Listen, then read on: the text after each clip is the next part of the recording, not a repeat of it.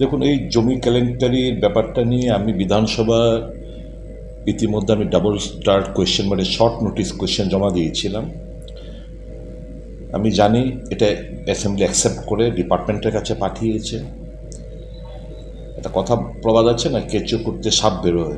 যখন department রিপ্লাইটা ready করছিল, আমার কাছে প্রশাসনের আমাদের অফিসেও তো বিভিন্ন লোকরা রয়েছে যারা খবরটা দেয়। কোয়েশ্চেনটা পাওয়ার পর অনেকে ফোন করে বলেছেন, দাদা এতদিন পরে আসল জায়গাটা আপনি ধরতে পেরেছেন, আমরা রিপ্লাইগুলো রেডি করছি। স্বাভাবিকভাবেই আজকে সকালবেলা যখন আমি মানে জাস্ট অ্যাসেম্বলির জন্য 11:15টার সময় বেরোচ্ছিলাম, তখন আমাকে একটা চিঠি দিয়ে বলছে আপনার শর্ট নোটিস কোয়েশ্চেনটা ক্যান্সেল করা হলো, is not inform vague take যে দিয়ে বললো। Moreover, the question is not admitted under Rule 42A of the Rules of Procedure of Conduct of Business Tripura, as the concerned department did not agree to answer the question. এই department এই প্রশ্নটার উত্তর দিতে রাজি হননি বলে আমাকে জানিয়ে দেওয়া হয়েছে। অর্থাৎ আমি যে খবরগুলো পাচ্ছিলাম, ব্যাপক দুর্নীতি, ব্যাপক গ্যারাকল। মুখ্যমন্ত্রী এই জিনিসগুলো অ্যাসেম্বলির মধ্যে তথ্যগুলো জমা দেবে মানে তো সরকারের মুখ পুড়বে, মুখ্যমন্ত্রীর দপ্তর মুখ্যমন্ত্রীর মুখ পুড়বে। কাজে ডিপার্টমেন্ট প্রশ্নটা উত্তরটা জমা দিলেন না। আমি তখন, যেহেতু আজকে কোনো কোয়েশ্চেন ছিল না, স্টার্ট কোয়েশ্চেন, আমি তখন স্পিকারের দৃষ্টি আকর্ষণ করে, এটা আমার বানানো গল্প না, এটা সিপাহীজলার ডিস্ট্রিক্ট ম্যাজিস্ট্রেট, দিদান ডিস্ট্রিক্ট ম্যাজিস্ট্রেট 18ই সেপ্টেম্বর 2023 সালে উনি একটা চিঠি লিখলেন to the additional secretary GAPNT department government of ত্রিপুরাকে। এই যে দুর্নীতি, একটা সিপাহীজলার আন্ডারে আমার এই দুর্নীতি চলছে, তুমি কীভাবে দুর্নীতি চলছে তার বিবরণ দিয়ে, এবং বলছে land mafia director of settlement land রেকর্ডসের মধ্যে কয়েকজন অফিসারের নাম উল্লেখ করা, আমি সেটা আপনাদের কাছে আমি তুলে ধরছি, দিয়ে বলছে তুমি অবিলম্বে ব্যবস্থা নাও এবং যথাযথ এনকোয়ারি করা। 18ই সেপ্টেম্বর 2023 দেওয়ার পর 20-21 দিনের মাথায়, যেটি 11 কি 12ই অক্টোবর 2023 সাল, ওই দিদান যে সিপাহীজলার যে ডিস্ট্রিক্ট ম্যাজিস্ট্রেট, তাকে বদলি করে দেওয়া হয়েছে। বুঝতেই পারছেন, এই দুর্নীতির নিয়ে যদি কেউ কথাবার্তা বলে, যদি বিচার চায় মানুষের হয়ে, যদি এটাকে সরকারের গোচরে আনতে গিয়ে তাকে ট্রান্সফার করে এনে অন্য জেলার দায়িত্ব দিয়ে দেওয়া হয়, তাহলে বুঝতে পারছেন তাদের রিচটা কতটুকু। এই সমস্ত ল্যান্ড মাফিয়া আর প্রশাসনের কিছু আমলারা কিভাবে মানুষকে ঠকাচ্ছে তার পুরো বিবরণ এই ডিস্ট্রিক্ট ম্যাজিস্ট্রেটের এই চিঠির মধ্যে দেওয়া রয়েছে। গুগল ট্রান্সলেশন আমি করে এনেছি আপনাদের জ্ঞাতার্থে, আমি সেটা পড়ে শোনাচ্ছি। মহাশয়, উনি ডিএম লিখছেন GAPNT এডিশনাল সেক্রেটারিকে, আমি সাধারণ মানুষের বিভিন্ন অভিযোগের কথা বলছি, যেখানে তাদের নিজস্ব জমি অন্য পক্ষের জমিতে তাদের কোনো তথ্য ছাড়াই স্থানান্তরিত করা হয়েছে। বেশিরভাগ ক্ষেত্রেই যার নামে জমি হস্তান্তর করা হচ্ছে তিনি তাদের পরিচিত নন। এই ঘটনাগুলির গভীর বিশ্লেষণ দেখা গেছে, এই যে জমি হস্তান্তর কোনো ডকুমেন্টেশন প্রমাণ ছাড়াই করা হয়েছে, যা জমিতে আপলোড করা নথি থেকে স্পষ্ট। এই ধরনের মিউটেশনগুলি মানে ফিল্ড অফিস মানে মাঠ অফিস থেকে সম্ভব নয়, এবং শুধুমাত্র পরিচালক ভূমি রেকর্ডের কাছে উপলব্ধ ব্যাক অ্যান্ড মডিউলের মাধ্যমেই করা যেতে পারে। মহাশয়, আমি নিশ্চিত যে এক ব্যক্তির জমি অন্য ব্যক্তির জমিতে রূপান্তরের এই স্পষ্টতেই দুষ্কর্ম ভূমি মাফিয়া এবং ভূমি রেকর্ড ও সেটেলমেন্ট পরিচালকের কর্মকর্তার মধ্যে অংশীদারত্বের মাধ্যমে করা হয়েছে। আপনার সদয় অবগতির জন্য আমি আপনার সাথে কিছু মিউটেশন শেয়ার করছি, যা ব্যাক এন্ড মডিউল ব্যবহার করে করা হয়েছে বলে সন্দেহ করা হচ্ছে। এই যে কিছু অ্যানেক্সার, এই যে কয়েকটা ব্যাক এন্ড মডিউলে যেগুলো করা হয়েছে তার ফাইল নাম্বার অ্যানেক্সার দিয়ে উনি একটা চিঠি লিখেছে, দিয়ে বলছে এই পরিবর্তনগুলি কেবল একটি ছোট্ট হিমশৈলের প্রতিনিধিত্ব করে, টিপ অফ দ্য আইসবার্গ। আমার ধারণা এই যে ফাইলগুলোর মধ্যে 1400 কানির বেশি ক্ষতিগ্রস্ত হয়েছে, যদি আপনি এই জমিগুলোকে নগদীকরণ করেন, তাহলে এটি কমপক্ষে এই কয়েকটা ফাইলে কমপক্ষে 500 কোটি টাকা আত্মসাৎ করা হয়েছে। একটা জায়গার কথা বলছেন উনি। আমি এখানে কিছু আত্মসাৎ করা হয়েছে তা উল্লেখ করতে, কিভাবে আত্মসাৎ করা হয়েছে উল্লেখ করতে চাই। খাস জমি জোট জমিতে রূপান্তরিত করা হয়েছে, 1। 2, খাস জমি বরাদ্দকৃত জমি হিসেবে দেখানো হয় এবং তারপর অনুমতি ছাড়াই বরাদ্দকৃত জমি জোট জমিতে রূপান্তরিত করা হয়।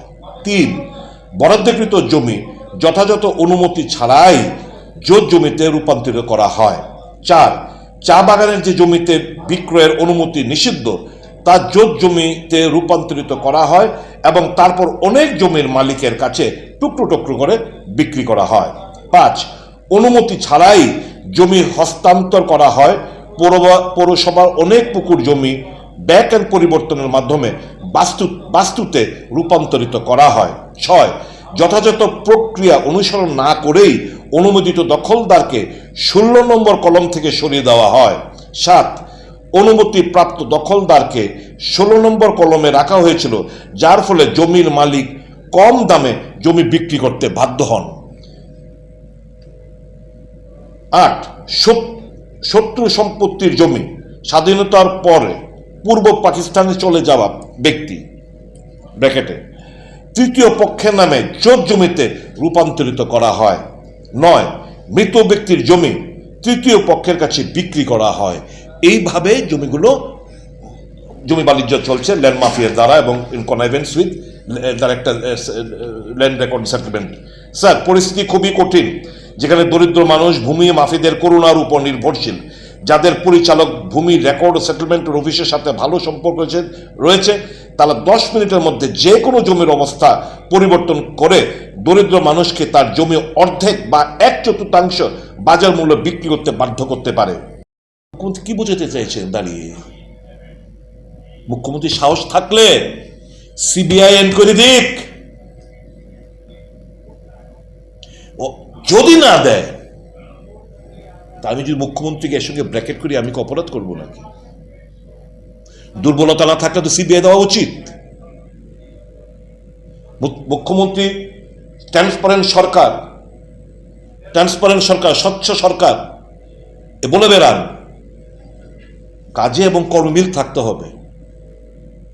এটা তো পলিটিক্যাল কোনো ব্যক্তিকে চিঠির মধ্যে ডিএম কোনো পলিটিক্যাল ব্যক্তিকে তো উল্লেখ করেনি। তো আমার এপিল থাকবে একজন রাজনীতিবিদ হিসাবে না, একজন রাজ্যের একজন নাগরিক হিসাবে। মুখ্যমন্ত্রী, এটাকে কোনো বিজেপি পার্টির কর্মকর্তা, কোনো মন্ত্রীর বিরুদ্ধে কোনো উল্লেখ নেই।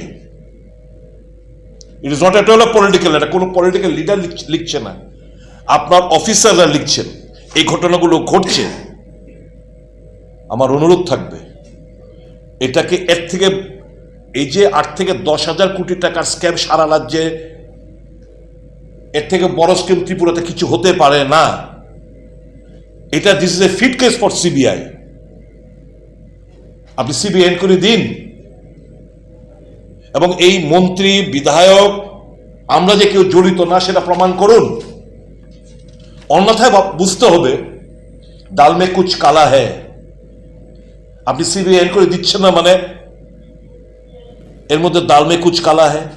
কারণ এই চিঠিটা আপনার কাছে গেছে, কোনো পদক্ষেপ নিলেন না।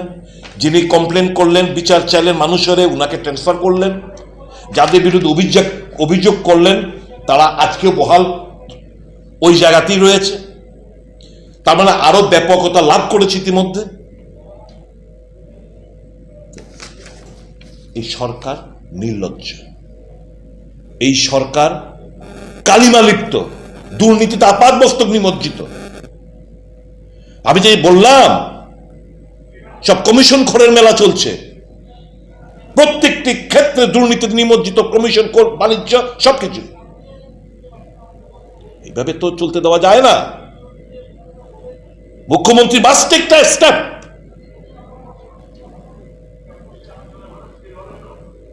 এতটুকু আমি বক্তব্য, আপনি কোনো প্রশ্ন থাকলে করতে পারেন। Some amendments to the Lok Ayukt of Tripura. There is an appropriate provision available in fighting out corruption at all levels. কাজেই এই প্রশ্নের উত্তরে লোকায়ুক্ত একটা লোক দেখানো একটা হাতি পোষা হচ্ছে, কোনো কিছু করার মতো নেই। কোনো পাবলিক সার্ভেন্টের বিরুদ্ধে লোকায়ুক্তর সুমোটো মামলা রুজু করা এবং তাদের বিরুদ্ধে ব্যবস্থা নেওয়া, এই লোকায়ুক্ত আইনে কোনো প্রভিশন নেই। আমি প্রশ্নটা করলাম, দুর্নীতির বিরুদ্ধে কমব্যাট করবে বলছে এরা, উত্তর বলছে নো অ্যাপ্রোপ্রিয়েট ফোরাম আছে। কোনো কিছু, এতগুলো নিউজ খবরের কাগজে বেরোচ্ছে, টিভিতে দেখাচ্ছেন আপনারা দুর্নীতি। এই একটা মামলা সুমোটো লোকায়ুক্তকে নিয়ে তদন্ত করে report, where is the report of the Lokayukta? Annual report জমা পড়ার কথা, লোকায়ুক্ত রিপোর্ট কোথায়?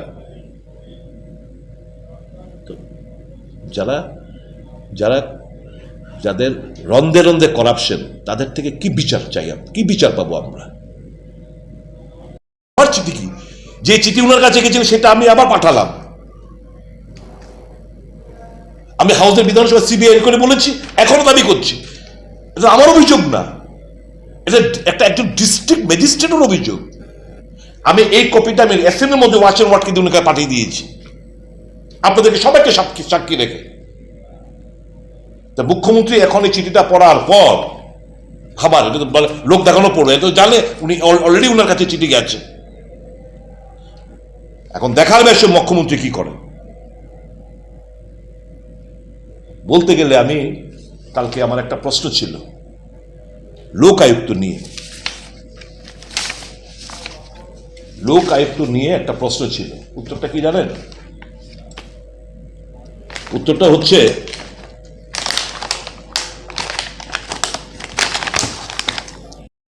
তিনি প্রতারিত হয়েছেন কারণ আমাদের কিছু সরকারি কর্মকর্তা দুর্নীতিতে জড়িত। স্যার, সমাধান হলো অবিলম্বে ভূমি রেকর্ড ও সেটেলমেন্টের পরিচালক রত্নজিৎ দেববর্মাকে অফিস থেকে অপসারণ করা এবং তার বিরুদ্ধে বিস্তারিত তদন্ত করা। জড়িত অন্য ব্যক্তি হলেন শ্রী তাপস চৌধুরী, পরিচালক, ভূমি রেকর্ড ও সেটেলমেন্টের সিনিয়র কম্পিউটার সহকারী। অধিদপ্তরে তিনি 3 বছরের বেশি সময় ধরে কর্মরত কর্মীদের প্রতিস্থাপন করা প্রয়োজন। একজন অবসরপ্রাপ্ত আইএএস টিসিএস অফিসারদের নেতৃত্বে একটি তদন্ত কমিটি গঠন করা যেতে পারে, যারাই এই জমি চালু হওয়ার পর থেকে করা সমস্ত মিউটেশন বিশ্লেষণ করতে পারবেন। আপলোড করা নথির মাধ্যমে মিউটেশন ম্যান্ডেটরি পরীক্ষা করতে হবে এবং কোনো অসঙ্গতি থাকলে মাঠ পরিদর্শন করতে হবে এবং সংশ্লিষ্ট সকলের বিরুদ্ধে ব্যবস্থা নিতে হবে। মহাশয়, সাধারণ মানুষকে স্বস্তি দিতে এবং পরিষ্কার প্রশাসন নিশ্চিত করার জন্য রত্নজিৎ দেব এবং তাপস চৌধুরী এসসিএ মানে কম্পিউটার যে অবিলম্বে অপসারণ করা উচিত এবং ভূমি রেকর্ড কারসাজির ক্ষেত্রে তাদের ভূমিকা বিষয়ে তদন্ত করা উচিত। জিএপিএনটি থেকে চার্জশিটটি বিবেচনা করা যেতে পারে। সিপাহীজলার ডিএম এবং কালেক্টর চার্জশিট তৈরিতে প্রয়োজনীয় সকল সহায়তা প্রদান করবেন, ডিএম লিখছে। এই ক্ষেত্রে মাঠ পরিদর্শন এবং জনশুনানির জন্য বিস্তারিত তদন্ত প্রয়োজন। আমার আশঙ্কা যে উপরে উল্লেখিত ব্যক্তিরা ভূমি মাফিয়াদের মাধ্যমে এটি জানতে পারলে তারা ভূমি রেকর্ড কারসাজির চেষ্টা করতে পারে। জেলার ভূমি প্রশাসনের একজন ঊর্ধ্বতম কর্মকর্তা হিসেবে আমি আশাবাদী যে রাজ্য প্রশাসন আমার উদ্যোগের পরিবর্তে যথাযথ ব্যবস্থা নেবে। রাজ্য সরকারের কিছু দুর্নীতিবাজ কর্মকর্তার সহযোগিতায় কাজ করে সাধারণ মানুষের সবচেয়ে মূল্যবান সম্পদের লুট করে নেওয়া ভূমি মাফিয়াদের বিরুদ্ধে কঠোর ব্যবস্থা নেবে। এই ইংরাজি চিঠির, এই ডিএম দ্বারা লিখিত ইংরাজি চিঠির বাংলা, গুগলের বাংলা অনুকরণ হচ্ছে এই আমি পড়ে যেটা শোনালাম। এখন প্রশ্নটা হচ্ছে 18 সেপ্টেম্বর 2023 ইংরেজি সালে চিঠি লেখা হয়েছিল। ডিএম 12 অক্টোবর, তার মানে এদিক দিয়ে 18, 12 দিন, 22 দিনের মাধ্যমে উনি জয়েন করছেন এখানে 12 তারিখ, 12ই অক্টোবর। তাই ওনার সাইনবোর্ডের মধ্যে লেখা আছে যে বর্তমান যিনি ডিএম আমাদের ওয়েস্টে, উনি আগে ছিলেন ওখানকার সিপাহীজলার ডিএম। মানে এই চিঠি লেখার দুর্নীতির মধ্যে হাত দিয়েছে, কত বড় সাহস! তাকে ট্রান্সফার করতে দপ্তরকার মুখ্যমন্ত্রী জানেন না, ট্রান্সফার হয়ে যাবে একটা ডিএম। মুখ্যমন্ত্রী দপ্তরের ট্রান্সফারিং অথরিটি মুখ্যমন্ত্রী, ওনার সিগনেচার ছাড়া ডিএম ট্রান্সফার হয় না। আইএসটিসিএস এর একমাত্র ট্রান্সফারিং অথরিটি চিফ মিনিস্টার। এই যে বিচার চ্যালেঞ্জ সাধারণ মানুষের হয়ে তদন্ত করা, প্রয়োজনীয় ব্যবস্থা নেওয়া, এবং বললেন যে তুমি এই জিনিসটা যদি এরা জেনে যায়, মানে এই যে ল্যান্ড মাফিয়া এবং অফিসাররা, তাহলে কিন্তু এই সমস্ত নথি, তার মানে যারা এই সমস্ত কারসাজি করে তারা এখানে বসে রয়েছে আজকে তারিখ অবধি, লেখার পরেও এই যে দুটো নাম এখানে উল্লেখ করা হয়েছে, দে আর স্টিল ইন দ্যাট চেয়ার। এটা তো রাজনৈতিক ব্যক্তিত্ব। ডিএম তো রাজনৈতিক ব্যক্তি হিসাবে এখানে সরকার গোচরে আনেনি, প্রশাসনের একজন আমলা, উচ্চপদস্থ কর্মকর্তা হিসেবে মানুষের রেহাই চেয়ে এই সুপারিশ করেছেন। এর কোন প্রশাসন চলছে? তার বিধানসভা কথা বলতে দেবে না, তারপর এটা সম্পূর্ণ করতে দেবে না, মানুষের কাছে না তথ্য চলে যায়, মাইক অফ করে দেওয়া হবে, তারপর বলবে আপনি জোর চিৎকার করছেন কেন। মাইক অফ করলে আমি কিভাবে কথা বলবো? তো এই জিনিসগুলো যখন দুর্নীতি ছেয়ে গেছে আপাদ মস্তক, মানে প্রশাসন, এই যে আপনি কিছুদিন আগে বিশালগড় থেকে এক ভদ্রমহিলা যে একটা সোশ্যাল মিডিয়ার মধ্যে যে একটা বক্তব্য, এটা তো একদম বাস্তব। যারা মানুষ, যাদের জমিরা রয়েছে, যারা আপনার রেকর্ড রয়েছে, আপনার পর্চা রয়েছে, এবার আপনি জমি কিনে আপনি বাইরে পড়াশোনা করছেন কিংবা চাকরি করছেন, 15 বছর পরে দেখবেন আপনার জমি বিক্রি হয়ে গেছে, 10 বছর পরে এসে দেখবেন আপনার জমি বিক্রি হয়ে গেছে। এই তো হচ্ছে রাজ্যে। এই কারসাজিগুলো এত জোচ্চুরি, এটা তো এই কয়েকটা ফাইলে, এই যে কয়েকটা ফাইল উনি উল্লেখ করেছেন, 5টা ফাইল, এই 5টা ফাইলের বলছে 1400 কানি জমি 500 কোটি টাকার উপরে, অ্যাটলিস্ট 500 সিপাহীজলার জেলার এই কয়েকটা 5টা ফাইলে। এবার সারা রাজ্যে ওয়েস্ট ত্রিপুরা সহ 59 থেকে শুরু করে প্রত্যেকটি দক্ষিণ সব মিলে এই বিশাল বড় স্ক্যাম, প্রায় আনুমানিক আমার যতটুকু আমি বুঝতে পেরেছি মিনিমাম 8-10 হাজার কোটি টাকার স্ক্যাম এই রাজ্যে ঘটছে। কোনো তদন্ত নেই। মুখ্যমন্ত্রীর কাছে চিঠি গেছে, মুখ্যমন্ত্রী রাগ কেন? এত বড় সাহস, তুমি কেন চিঠি লিখলে ব্ল্যাক অ্যান্ড হোয়াইট, ট্রান্সফার করো ইসকো? ভেবেছিলেন বোধহয় এই চিঠিগুলো আর কোনোদিন বেরিয়ে আসবে না। তো আমার কাছে অনেকদিন ধরে চিঠিটা, আমি শুধু অ্যাপ্রোপ্রিয়েট ফোরাম কিংবা আরও কিছু ডকুমেন্ট তার সঙ্গে যুক্ত হিসেবে আমি চেয়েছিলাম। এবং যখন প্রশ্নটা শর্ট ডিউরেশন কোয়েশ্চেনটা করেছি, যখন অ্যাসেম্বলি অ্যাকসেপ্ট করে তখন ডিপার্টমেন্টে পাঠালো, ডিপার্টমেন্টে যখন রিপ্লাইটা রেডি করছে, ডিপার্টমেন্টের কাছে যখন এলো, চোখ ছানা বড় হয়ে গেছে।